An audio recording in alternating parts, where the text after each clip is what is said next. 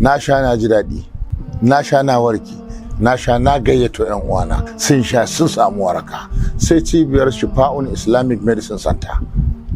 Aminci ya ci gaba da tabbatuwa a gare ku. Sunana Abdullahi, shugaban cibiyar shifa'un Islamic Medicine Center. Ina masu fama da matsalar sanyi infection tare da sanyin ƙashi da kuma sanyi mai zub da farin ruwa a gaba. Ina masu fama da matsalar low sperm count, wato tsinkiyar maniyyi ko karancinsa tare da saurin inzali. Cibiyar shifa'un Islamic Medicine Center ba da ka take ba da magungunanta ba, tana da ƙwararru waɗanda suke amfani da ilimi wurin binciko irin magungunan da ya dace da abin da yake damun ku.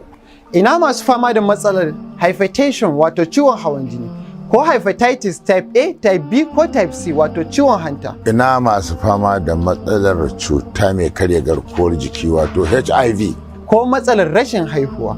Mun ba da magani kuma an rabu da wannan matsalar gabaki ɗaya insha Allah. Ina mata masu ciwon fibroid wanda yake hana su haifuwa. Muna ba da magungunan su gabaki ɗaya a warke daga cutar insha Allah. Muna da sirrika masu tarin yawa. Ku dai ku tuntuɓe mu dangane da warware matsalolin cututtukanku. A jihar Kano muna nan a Maidile ta sabuwar gandu kafin kwanan gidan kaji kusa da Dangote Siminti cikin Uwar Sauro Plaza. Shago mai namba B6.